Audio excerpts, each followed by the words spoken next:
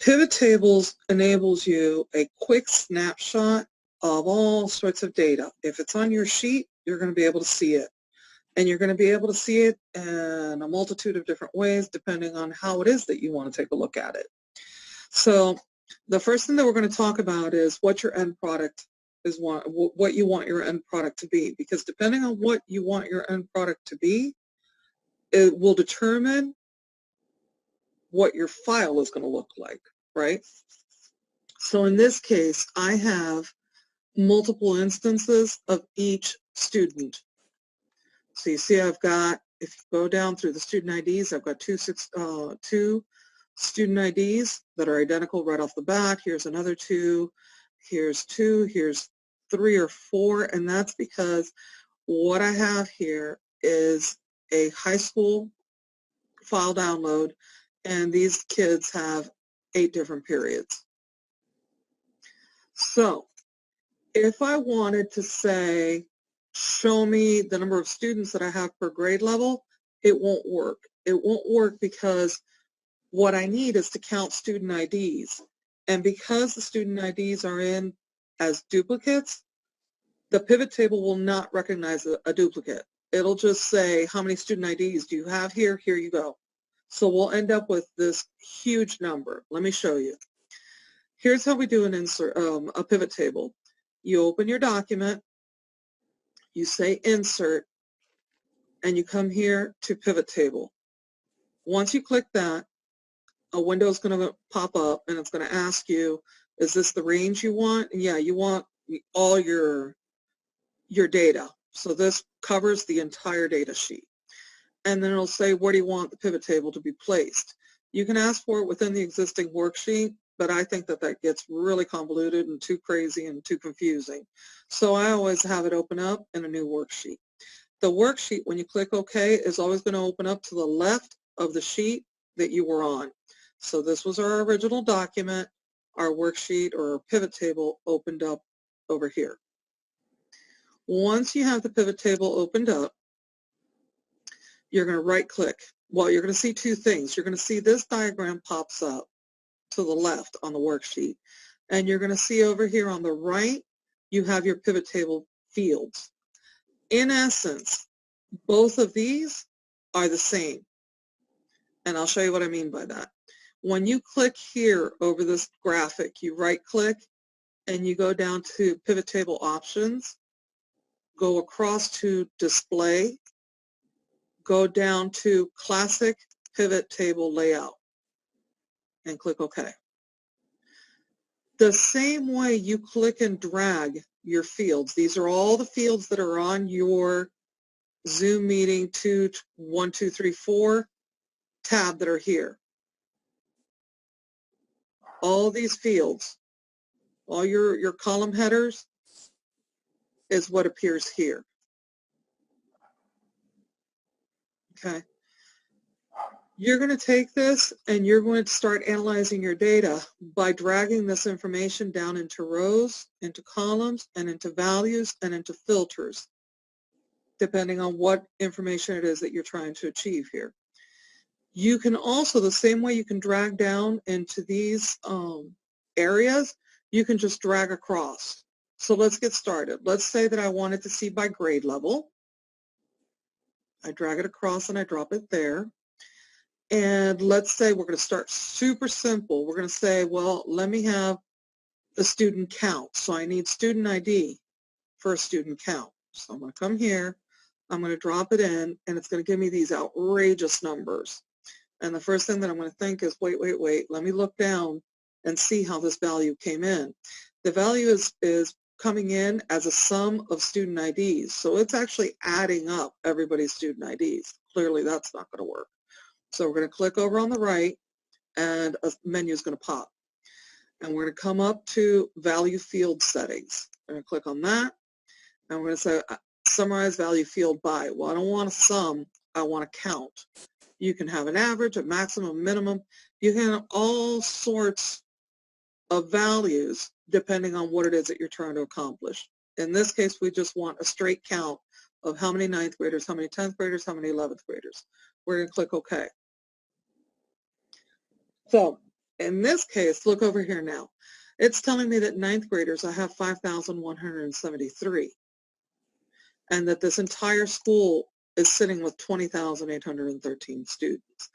Something's wrong.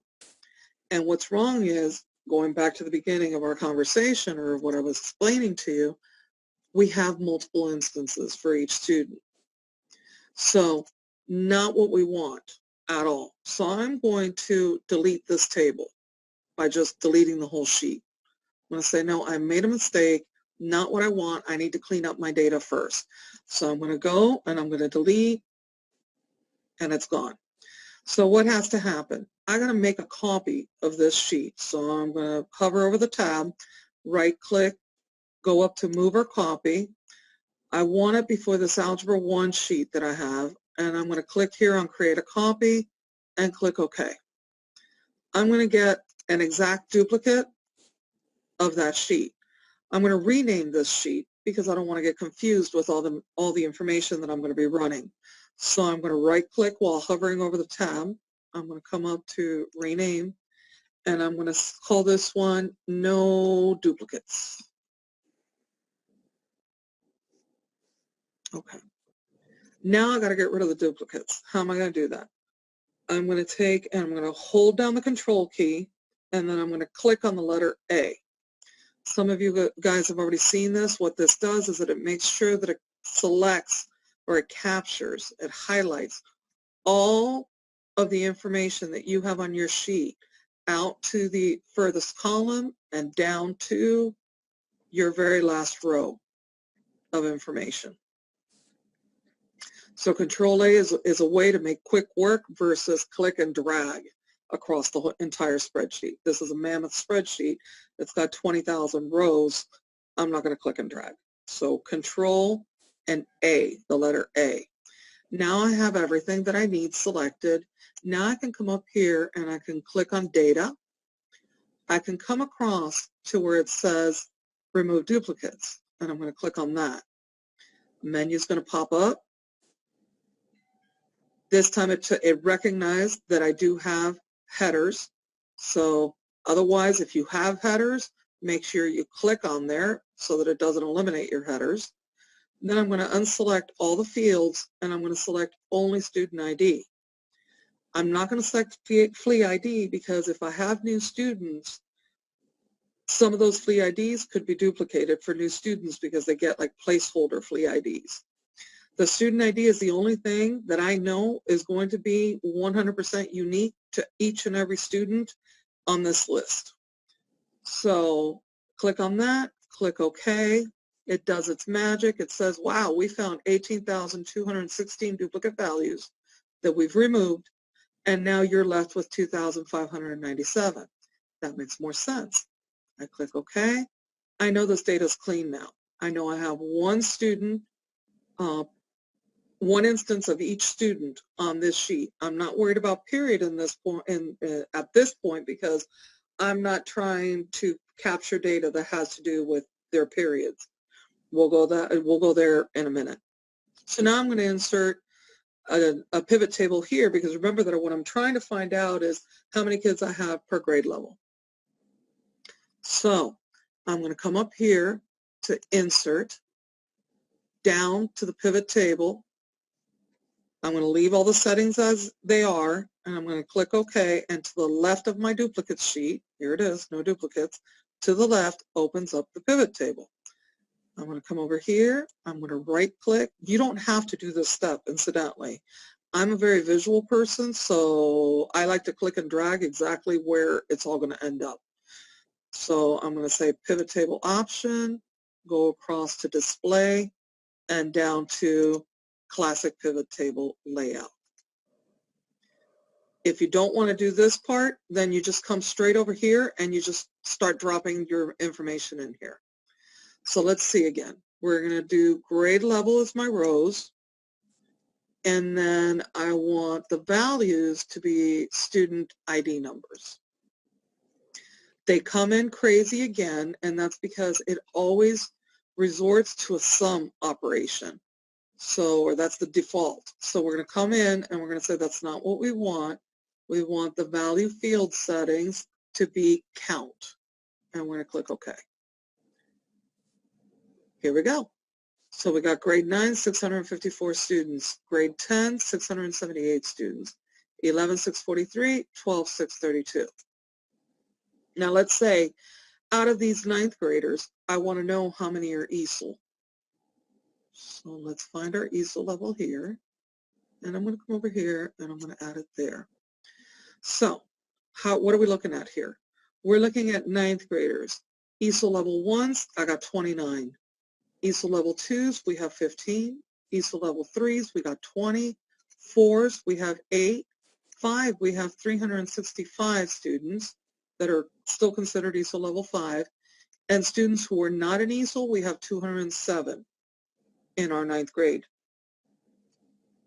We go down and we can see the same for 10th, 11th, and 12th. Let's give it a different look.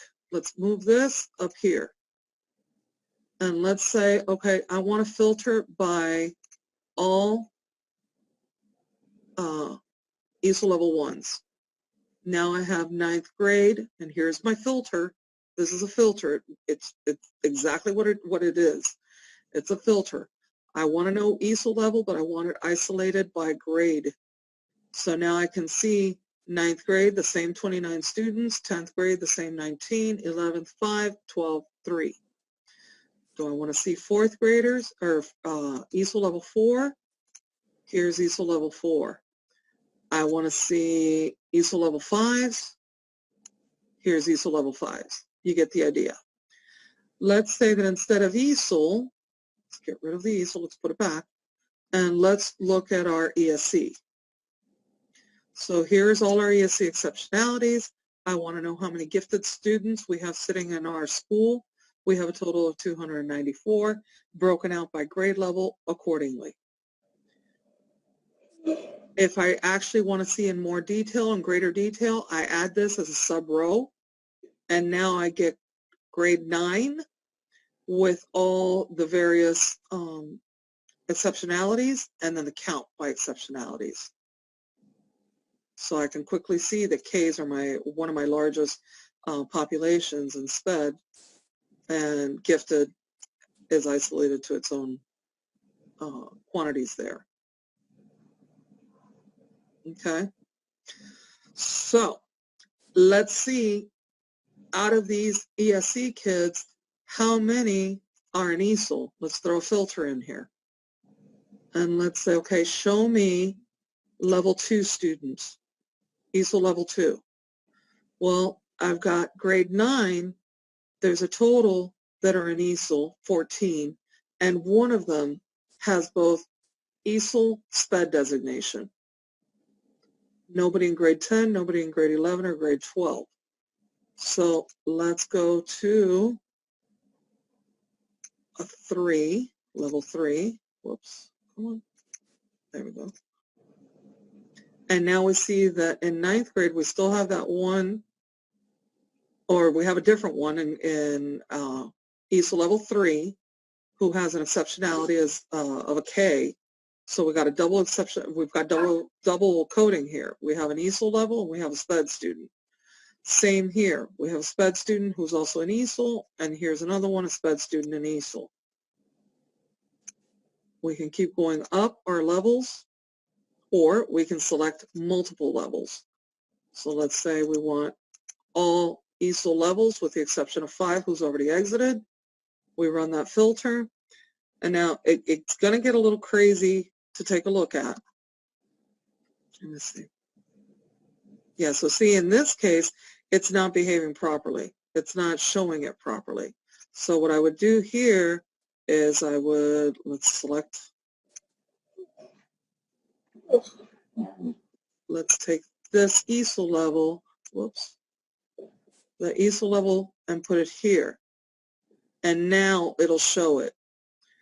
Here we have our ESOL levels, and here we have our ESE exceptionalities, and you can run across and see who has both.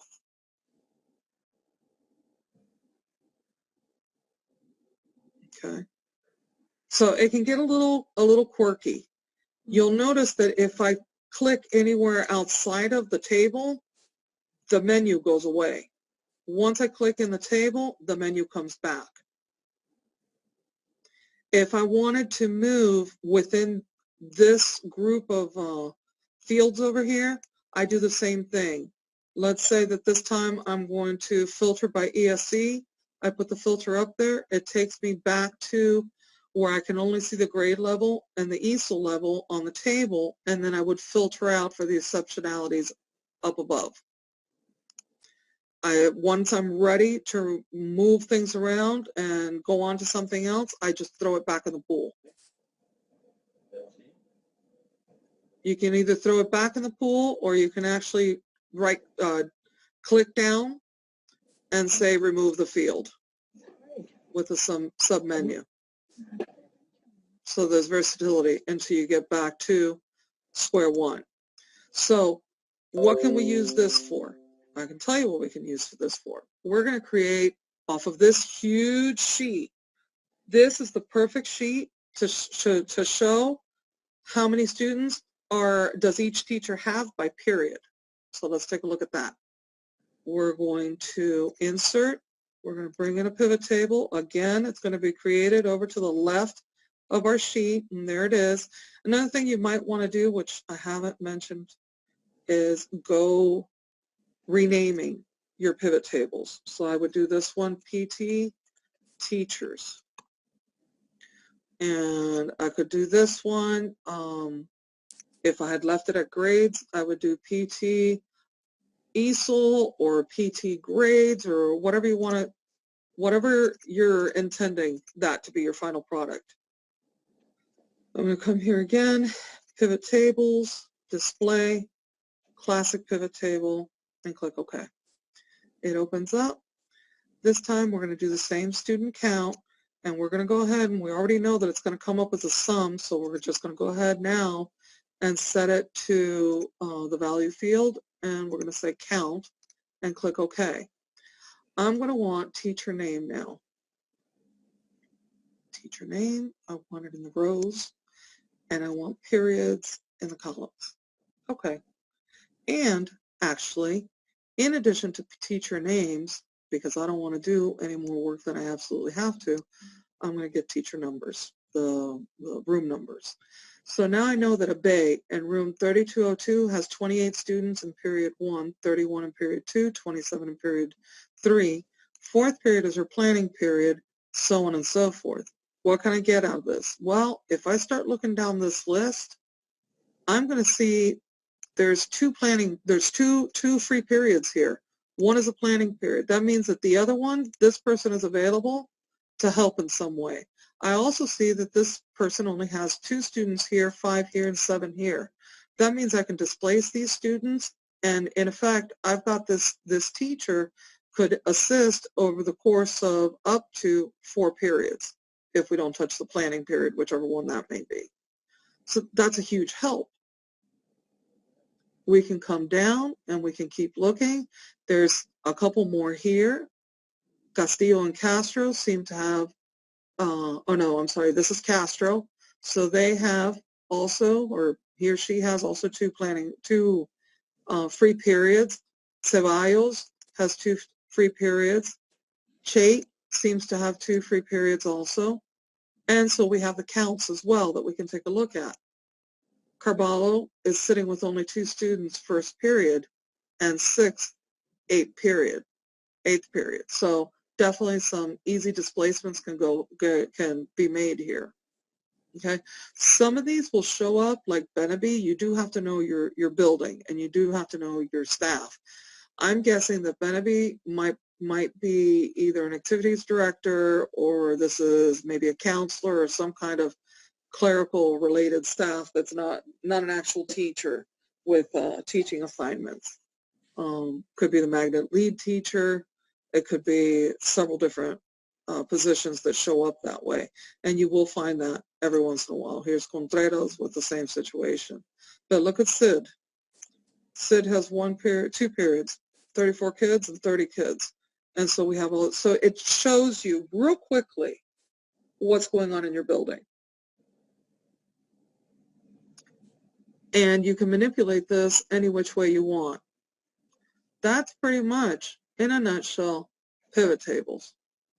You guys have any questions? Nothing? Nothing at all? The likelihood of you guys using this?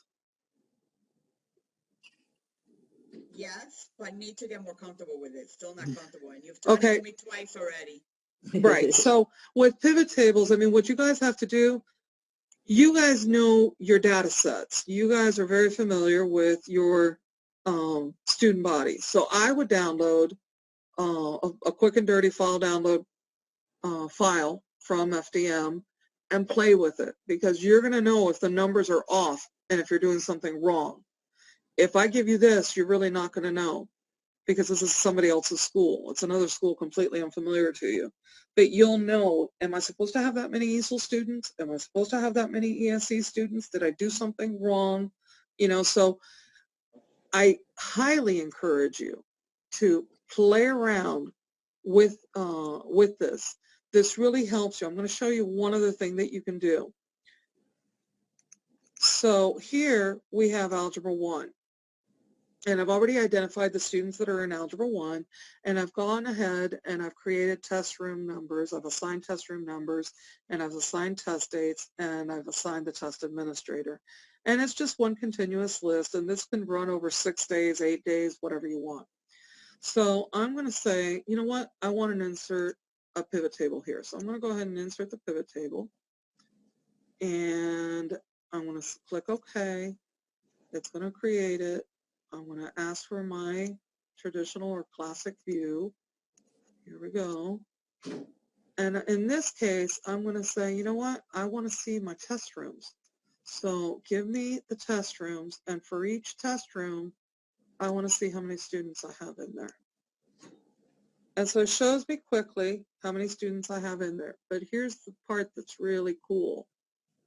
I can double click on this, and now I have just the listing of the students in room 1111. So I'm going to come here and I'm going to say room 1111. And I'm going to go back to my pivot table, and I'm going to grab the next one, and it's going to open up, and I'm going to rename it, and I'm going to say room 3104. Oh, no, 02. Yeah. And I'm going to go back to my pivot table, get the next one. It'll open up. I'm going to rename this one, and I'm going to say room 3103. And I'm going to do one more to not bore you to death. I'll go here to sheet 5, get the next, rename it, and put room 3104. I am now going to click on this first one. Actually, no, I'm going to find which one has the most number of students. So I'm going to go back to my pivot table, and I'm going to say of the 4 that I have, 3104 has the greatest number of students in it. So I'm going to move my 3104 to the front here, and I'm going to select that one, and then I'm going to press down my Shift key, and I'm going to select all the others. Now everything is selected. I'm going to come up here, and I know I've got to put in a column for present, a column for absent, a column for withdrawn, one for present and invalidated, and another one to record the accommodations. And I'm going to come and I'm going to say, okay, I need a grid here for recording purposes. And let me go ahead and match the fill that I have on the other row. So we'll give it just whatever, a blue color. Okay, we're going to do the letters in white the way I have them over there. And I'm going to come up here to page layout, and I'm going to go to print titles, and it's got me locked here because this came in as a table. See the formatting that it has? It locks some of these parameters, but I can still do a custom header. So I can come here and put, you know, the name of my school. I can come over and say 2020 spring algebra 1, FSA, EOC, whatever I want to do here. I'm going to come down here and click OK. Then I'm going to come over and do a custom footer. And the same I'm going to do here. I'm going to say, let me have test admin here. That'll be where they sign off. I'm going to sign off in the middle.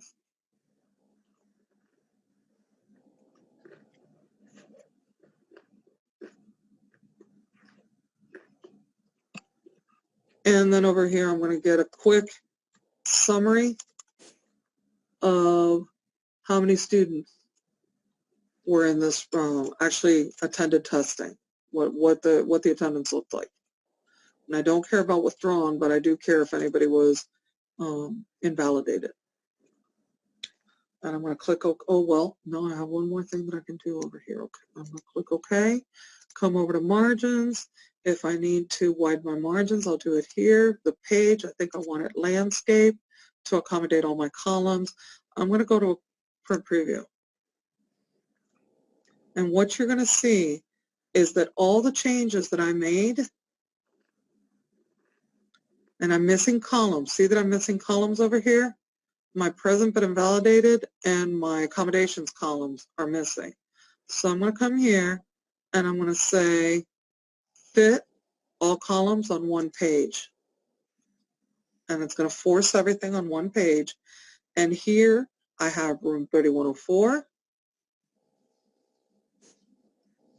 I have room 1111, 3102, and 3103. Now I do have to come back in and clean this up.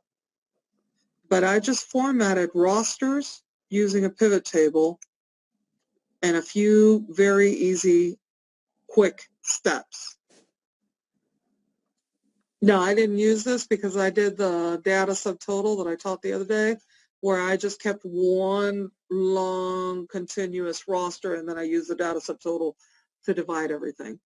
So I did the formatting on that one roster and divide. But this is a great option, particularly like for elementary schools that don't have like some of the insane situations that we have in the higher grade levels. I found it a very easy way to format for various different rosters. Is anybody using pivot tables now? No? Okay. No. All right. No, I do definitely want to use this. I have to play around and still get comfortable with it. Yeah, until you guys get in there and start actually moving stuff around so that you can understand how it is that it works. And then you're going to start seeing, oh, wait, Eureka, I can do this, I can do that. I found a way to generate two pivot tables, and using an index match and a subtraction formula, know exactly how many teachers are going to have algebra students missing from their classes. So I was getting the end number. So if a teacher had first period 36 kids in her class, but 4 of them I had assigned to testing, then it was recognizing that, and so I knew that that teacher was ending up with 32 kids, which wasn't valuable to me until I would filter the list by teachers that had anywhere between 1 to 15 students left after the elimination of those testing students. Then I end up with a tight list of people that I can either use for testing or for displacement or, for a variety of different things. But it made very quick work. I used to do it a different way. This took me 15 minutes by using using 2 pivot tables and 2 formulas. So what did you do? You did 1 pivot table for your teachers and test rooms, and then another pivot table for what? For the entire teacher count at the school. So this one that I showed you over here,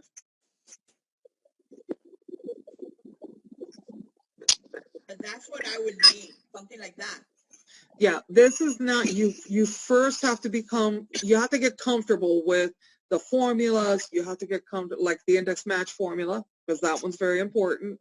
You would have to get comfortable with pivot tables, and you would have to get comfortable with index match formula. But within 15 minutes, less, within 10 minutes, you would know exactly who's where in your building. I'm going to show you real quick. And anybody that's not interested in this, please feel free to log off. You don't have to stay for it. But I do want to show those of you who might be interested what this new capture looks like. So give me a minute so that I can open up the new file. And I was so excited with it that I called it Ta-da! Ta-da, exactly. So are you guys seeing the file? It's got some orange tabs down here towards the bottom. No? Okay, let me do a reshare. Hold on, I got all sorts of things in my way. Okay.